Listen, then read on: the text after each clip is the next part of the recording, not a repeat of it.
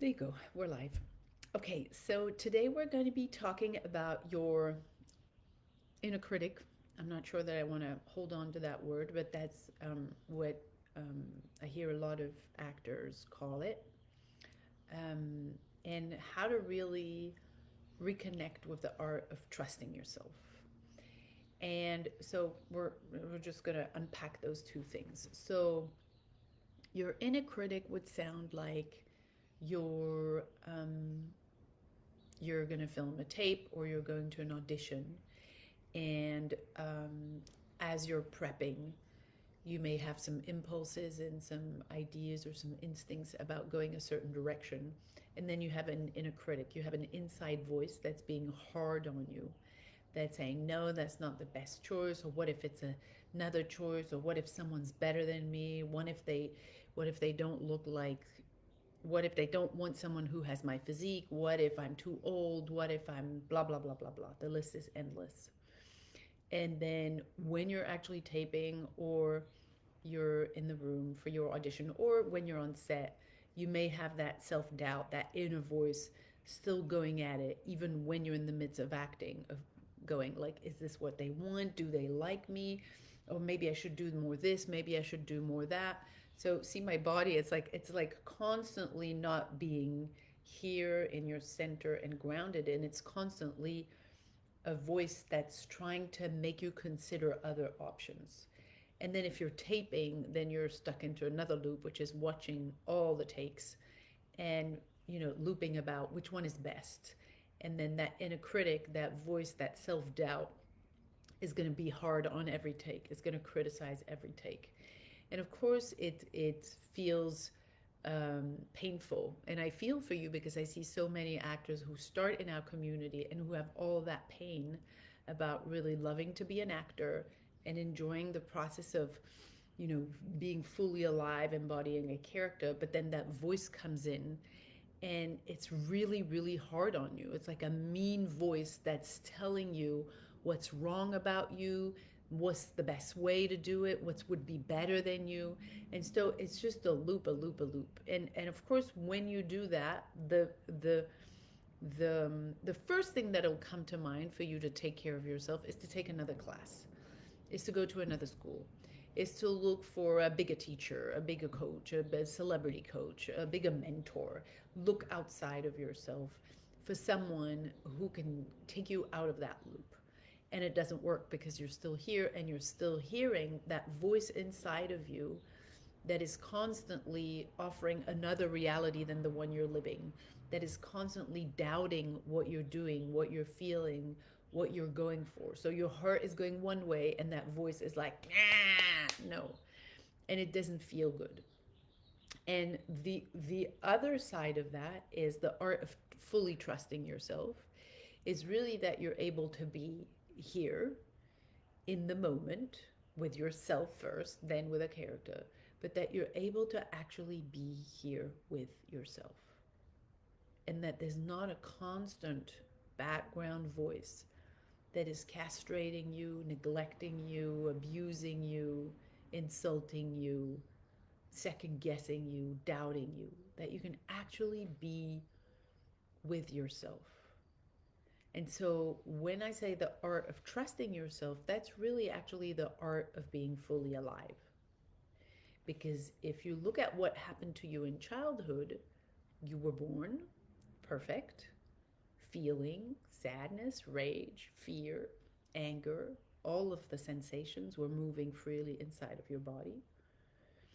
And then little by little, you were told, don't cry, don't be afraid, don't be angry, don't do this, don't do that. Then you go to school, you have to think this way, you have to behave this way, you have to feel this way, you have to belong this way, you have to learn this way.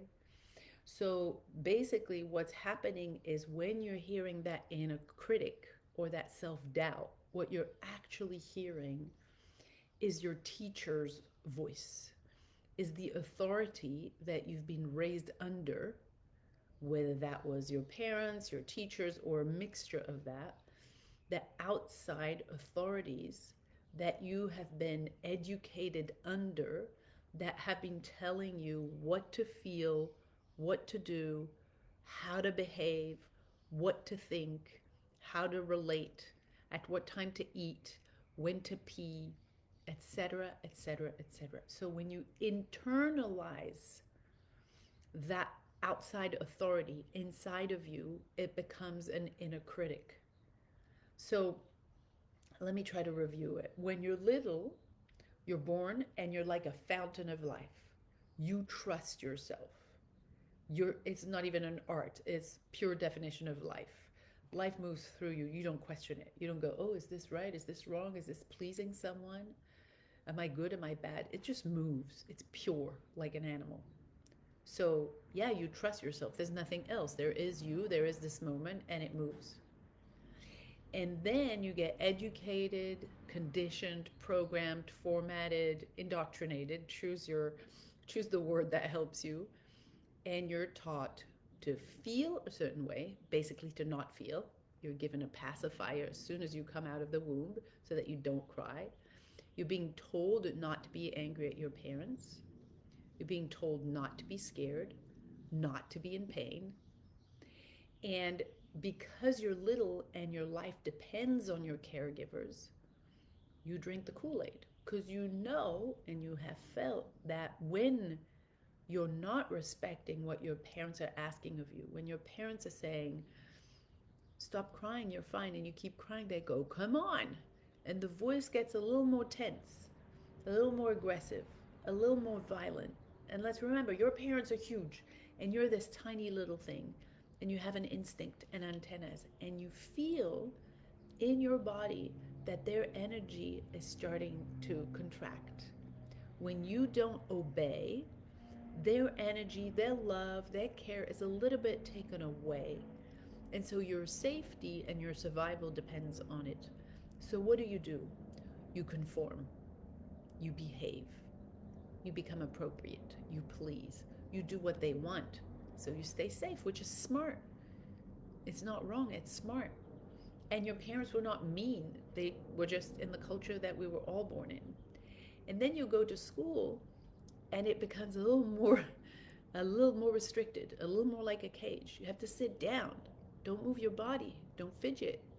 Don't talk. Don't do what you want. Do what you're told. Here's how you need to think. Here's how you need to behave. Here's how and what you need to learn, etc., etc., etc. So you're being compressed as a child by an authoritative voice that keeps coming from your parents, from the authorities at school, from teachers, from principals, from the rules at school, are oppressing you in a much smaller, tighter, constricted version of yourself. And so because you grow up like that day after day, and you have to accept it, if not, you'll be humiliated, punished, abandoned, you'll be in pain. In order to protect yourself, you say, okay, I'll do it. I'll be a good boy. I'll be a good girl. I'll do it right. I won't be wrong. I'll do everything in my power to stay safe. And so as you do that, inevitably, you internalize that authority inside of you. And as you grow up now, every time you have an impulse, you have a voice inside of you, which is your teacher, your mother, your dad, the authorities, that's coming, wait, are you sure? Why are you doing this? Why can't you be better? Why don't you do more? Did you work enough? No, you didn't. Blah, blah, blah, blah, blah, blah. And it keeps going. So it's the internalized patriarchy, authority, inside of your nervous system. So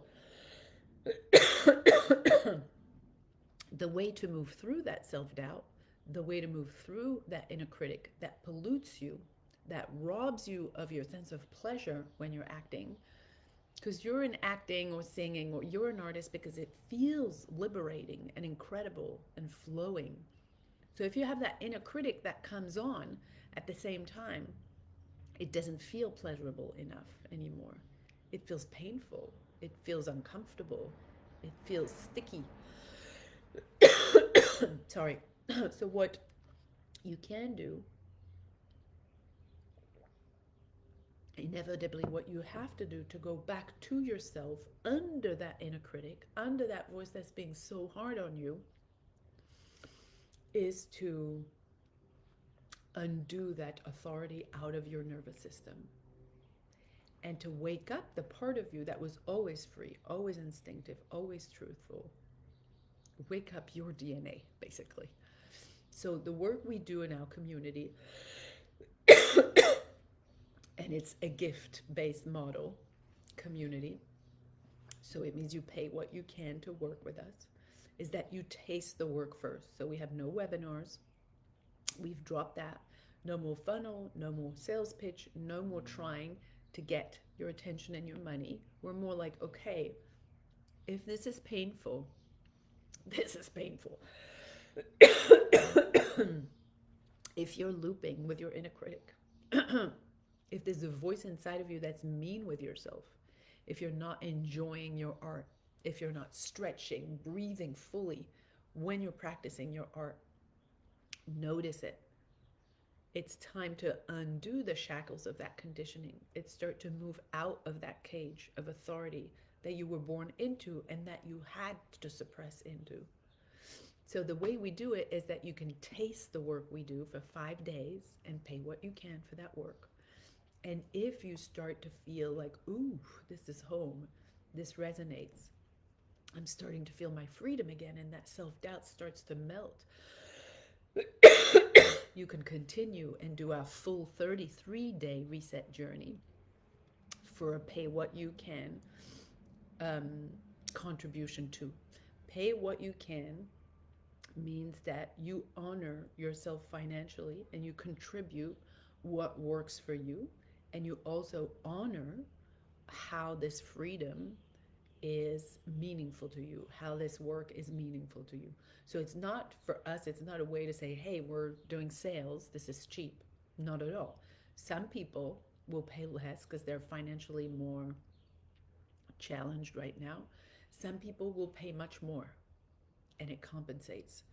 So if this makes sense for you, if you want to taste this work for 5 days and pay what you can write taster in the comments, and then we'll send you a link so you can sign up and start right away. So I'm not ever gonna sit and sell this to you, because we're no longer selling. We got out of all of that madness and that social media madness where I'm trying to convince you that you need this. I'm not doing this. You're tasting this for 5 days, paying what you can, and then you decide, do I need this? And you still decide what you pay. So I hope this makes sense. By functioning in the gift economy, we're happily plugging out of the system of capitalism, plugging out of the paywalls, and we're giving each other, our team, and you, the artistic community, a chance to actually function in another reality where we can hold hands, where we can decide together how we contribute to each other, and we trust that if we have each other's back, we have everything that we need. So I hope that this makes sense for you. Again, if you're interested in moving through that inner critic, through the self-doubt, and you want to reset yourself, find your full, truthful self again, write taster in the comments and we'll send you a link and you can start right away for pay what you can. I hope this made sense. It was nice to connect with you, and I hope I can see you in there very soon. Bye-bye.